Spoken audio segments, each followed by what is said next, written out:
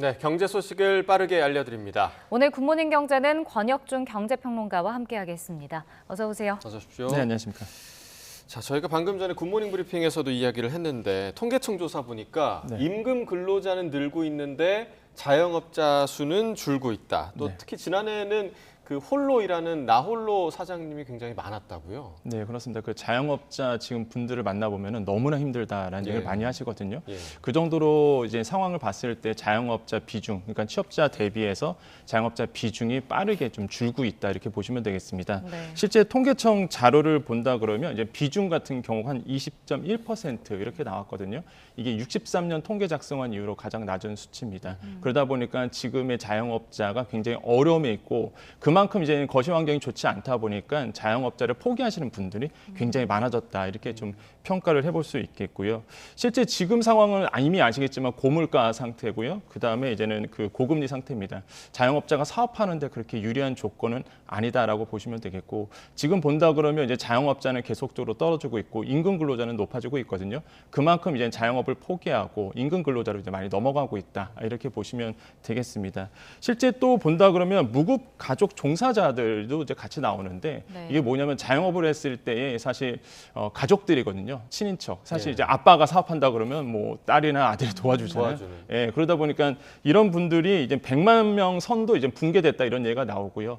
그 차트에 보듯이 고용은 없는 자영업자 수가 실제적으로 늘어났다 이렇게 보고 있는데 이게 좋은 현상이 아니죠. 왜냐하면 자영업자가 늘어나면 자영업자 밑에서 또 일하시는 분들이 많아져야지만 사실 그게 좋은 자영업의 환경인데 고용은 없이 1인 사업자가 많아졌다는 얘기는 그만큼 이제 환경이 좋지 않다 보니까 종업원을 다 자르고 혼자 일하시는 분들이 많아졌다는 거거든요.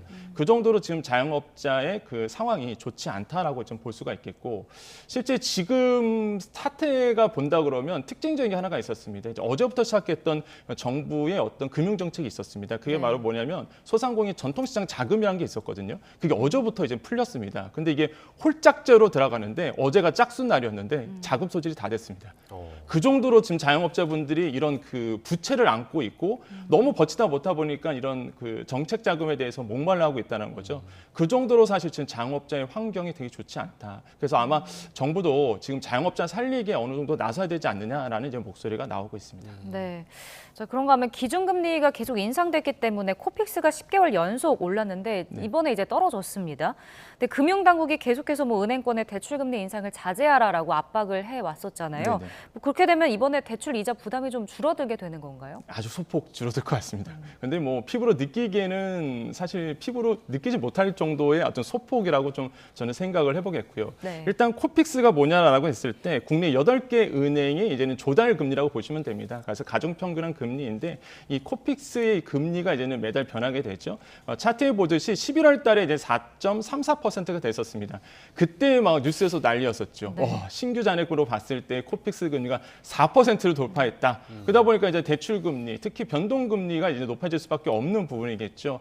그러다가 이제 소폭 0.05%포인트 정도 이제는 12월 코픽스가 좀 떨어졌습니다. 그래서 4.29% 이제 됐는데 그러다 보니까 이제는 코픽스 금리를 추종하는 이런 주담대의 변동 금리도 덩달아서 이제 낮아질 수밖에 없다라고 보시는데 아주 소폭 사실 감소됐거든요. 그래서 그러다 보니까 지금 뭐 차트에 보듯이 기준금리 인상에도 예금리가 뭐 높아졌다. 뭐 이런 얘기가 나오는데 사실 예금금리를 추종하게 됩니다. 코픽스 금리를. 그러니까 은행은 절대 손해보는 짓은 안 하거든요. 그러다 보니까 예금금리가 높아진다 그러면 코픽스 한마디로 변동금리에 연동되는 금리도 같이 높아져요. 그런데 이미 아시겠지만 정부가 지난 11월 달이었습니다. 이게 모든 자금이 다 은행 쪽으로 쏠리다 보니까 야 그만 좀 예금금리 좀 높여라고 이제는 압박을 줬거든요.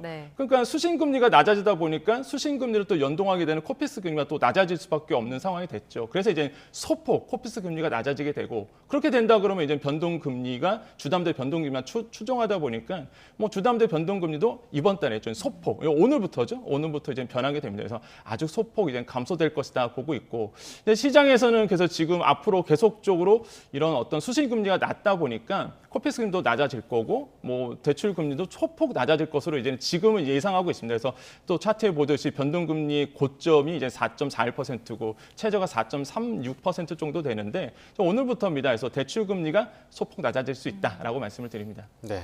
계속해서 아주 소폭을 좀 강조를 해주셨는데 네네. 대출자들이 좀 체감할 수 있는 그런 변화가 네네. 빨리 좀 있어야겠습니다. 자, 이제 연말정산 시즌이 벌써 또 다가왔습니다. 뭐 연말정산 할 때마다 너무 어렵다. 아무리 뭐 간소화됐다고 해도 그래도 어렵다 이런 얘기가 나왔는데 진짜 이번에는 좀 간소화가 됐다는 얘기가 좀 있어요. 맞습니다. 네네. 우리가 그 근로소득자신 분들은 다 공감하실 텐데 보통 연말정산 13월에 월급이다 이렇게 했을 때 보통 우리가 이제는 간소화 서비스에서 서류를 다 받아서 회사에 이제 제출했었습니다. 근데 이번부터는 좀 다릅니다. 그게 아니라 어차피 전산으로 처리되는 거 굳이 그렇게 해야 되냐라고 해서 이제는 동의만 한다 그러면 일괄 제공 신청 확인하겠는데 여기 근로자가 동의만 한다 그러면 국세청에서 바로 이제는 회사 쪽으로 자료를 넘겨주게 되죠. 그래서 이제는 간소화 서비스가 더 간소해졌다라고 보시면 되겠고 두 번째로 본다 그러면 간편 인증이 좀 이번에 좀 확대가 됐습니다. 그러니까 그 전까지는 우리가 보통 이제 간소화 서비스를 한다 그러면 인증해서 들어가잖아요. 과거에는 공동인증서 이런 거였는데 요즘에는 민간인증서가 많이 발달돼 있습니다. 예. 근데 과거에는 7종이었습니다. 그러다 보니까 내가 취급하는 금융기관이 간편 인증을 하지 않으면 좀 불편했거든요. 이게 이번에 4종이 더 추가돼서 11종이 총 되거든요. 그러면 아무래도 이제 간소화 서비스 민간 인증서 쪽에서는 훨씬 더 이제 자유롭게 이용할 수 있게 된다. 그래서 이런 두 가지 점이 아마 이번에 좀 크게 변화됐다라고 볼 수가 있겠고, 뭐 대표적으로 본다 그러면 역시나 신용카드 공제 금액이 좀 더 상향됐던 부분, 이런 부분이 좀 많이 달라졌다라고 좀 생각을 해봅니다. 네, 지금 신용카드 사용액에 대한 공제가 좀 달라졌다고 얘기해 주셨는데 네네. 좀 자세히 좀 짚어주신다면요? 네, 일단 이번에 이제 신용카드나 전통 시장에서 쓰는 어떤 공제율이 좀 높아진 부분, 이게 아마 큰 변화라고 보시면 되겠는데요. 일단 뭐 차트에 보듯이 2022년 신용카드 사용액이요, 21년 대비해서 5% 초과했다. 그러면 이제 공제율이 더 높아집니다. 이제 10%에서 20%로 되고요. 특히 2022년 전통 시장 이용액이 있는데 이것도 마찬가지입니다. 21년 대비 이제 5% 초과됐다. 그러면은 이제 공제율이 20% 되면서 두 공제 합쳐서 100만 원 한도라는 거, 이거 꼭 기억해 주셔야 되겠습니다. 그래서 추가거든요. 추가. 기본 공제도 있지만은 더 쓰면은 더 추가해 주겠다. 공제를 더 늘려 주겠다는 건데 이제는 두 공제 합쳐서 추가적으로 봤을 때 100만 원 한도다. 이렇게 보시면 되겠고, 네. 실제 카드 공제액이라는 게 있습니다. 이게 소득 구간별로 좀 다르다 보시면 되겠는데, 현행 같은 경우에는 7천만 원 이하다. 그러면은 신용카드 공제액이 300만 원 이내, 그다음에 7천에서 1억 2천만 원 사이가 250만 원, 1억 2천만 원 초과가 200만 원 됐기 때문에 이렇게 지금 나오는데, 지금 기재부에서 사실 이 공제 한도를 지금 개편안을 내놨습니다. 뭐 지금의 이제는 정부의 기재의 개편안을 본다 그러면 딱 7천만 원에서 쪼개거든요. 7천만 원 이하는 300, 7천만 원 초과는 250 이렇게 돼서 고소득자에게는 조금 더 유리한 상황이 될 것이다라고 보고 있고, 중요한 거, 카드 사용액은요, 뭐 이미 상식적으로 알고 있는 내용이지만 총소득의 25%를 넘어야지만 초과 사용 시에 이제 적용된다는 것은 뭐 이미 근로소득자라면 다 아는 내용입니다. 그래서 다시 한번 이제 강조를 해드리겠다. 그래서 이제는 시장에서 그런 얘기를 하죠. 25%까지 총소득의 25%까지 신용카드 쓰고 이후부터는 이제 체크카드 이러면서 이제는 포인트를 더 늘려나가는 이런 어떤 지혜로운 금융 소비가 필요해 보인다라고 말씀을 드립니다. 네. 자, 그러면 금융감독원이 이제 연금 관련된 또 꿀팁을 발표를 했는데요. 1년에 받는 총 연금 수령액을 1,200만 원 이하로 맞추면 세제 사항으로 좀 유리하다고요. 네, 그렇습니다. 이게 그 연금 소득자 분들 같은 경우에는 아마도 이제 잘 아셔야 되는 내용이긴 한데, 연금 소득이다 그러면 보통 우리가 소득세를 냅니다. 근데 이제 두 가지 방식이 있습니다. 이제 종합소득세 합쳐서 내는 종합과세가 있는 반면 분리과세라고 있거든요. 이거를 따로 내서 이제는 연금 소득세를 이제 내게 되죠. 근데 이제는 종합과세 된다 그러면 최고 세율이 이제 49.5%입니다. 종합소득세 이미 아시겠지만, 그러다 보니까 사실 어느 정도 소득이 있으신 분들, 이외의 소득이 있으신 분들 같은 게 좀 불리해요. 그러다 보니까 어느 정도 여유가 있으신 분들 같은 경우는 이제 분리과세를 많이 이제 선택을 하게 됩니다. 이게 선택이거든요. 예. 분리과세 같은 경우에는 이제는 팁이 뭐냐면 1,200만 원을 초과하게 되면은 이제 16.5%, 1,200만 원을 미만이다라고 했을 때는 이제 최대가 5.5% 됩니다.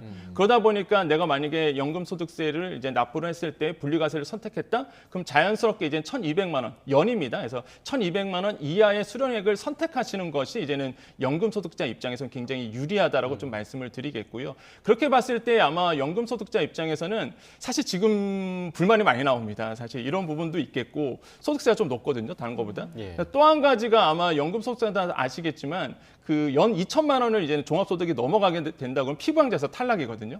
이것 때문에 지금 논란이 굉장히 많습니다. 아, 연금 받는 거 그나마 내가 젊었을 때 열심히 해서 연금을 받는데 지금 연금 소득세도 높고 또 무엇보다 뭐 종합소득이 2천만 원 넘어가면 그 종합소득세에서는 연금 소득이 당연히 포함되거든요. 이자 소득, 연금 소득 다 포함이기 때문에 내가 2천만 원 넘어간다 그러면 내가 아들 밑에 있는 건강보험료에서 따로 따져 나와요. 피부양자에서 탈락되기 때문에. 그래서 지금 뭐 연금소득자 입장에서 불만의 목소리가 좀 많아질 수 있는 거죠. 그래서 이제는 정부가 여러 가지 연금소득세를 대비해서 이렇게 꿀팁까지도 내놓고 있는데 소비자 입장에서는 사실 조금 불만스러운 목소리는 계속 나오고 있다고 말씀을 드립니다. 예. 네. 그 만약에 노후에도 소득 여력이 있는 분들 같은 경우는 언제 받는 게 좋은 건가요? 그렇죠. 연금은 사실 정부는 그럽니다. 늦게 받으면 늦게 받을수록 이제 소득 세율 면에서 좀 좋다, 유리하다라고 보고 있는데 왜 그러냐면은요. 일단 연금 소득세 부과가 55세 이상에서 이제 70세 미만이 된다 그러면 이제 아까도 말씀드렸지만 5.5% 정도가 되고요. 70세 이상에서 80세 미만이 4.4%, 80세 이상이 3.3%입니다. 그럼 자연스럽게 우리가 따져본다 그러면 연금을 늦게 받는 게 사실 봤을 때 이제 소득세 부과에서 봤을 때 좀 더 유리한 부분이 있거든요. 네. 그러다 보니까 사실 시장에서는 이제는 뭐 정부에서도 마찬가지고 55세 이상 받는 건 좀 빠르다라고 이제 많이들 얘기를 합니다. 그래서 최대한 이제 늦게 받는 것도 하나 이제 꿀팁 중에 하나다라고 보시면 되겠고 나이가 많을수록 세율이 낮아지다 보니까 아마 뭐 시장에서는 그렇게 일반화돼 있고요. 근데 또 현실로 들어가 본다 그러면 55세 그러니까 사실 연금이라는 건 노후를 보장해서 받는데 거의 70세에 넘어서 받으면 사실 삶의 질이 많이 떨어지거든요. 네. 그러다 보니까 보통 이제는 5.5%의 이제 세율을 지금 부과하게 되는 부분을 선택하게 되죠. 그래서 일단은 뭐 연금 소득은 나이에 따라서 세율이 다르다라는 거 좀 기억해 주시면 되겠습니다. 네. 연금도 공부 많이 하시고 네네. 받으셔야 되는 부분인 것 같습니다. 알겠습니다. 권혁준 평론가와 경제 이야기 나눠봤습니다. 고맙습니다. 고맙습니다. 네, 감사합니다.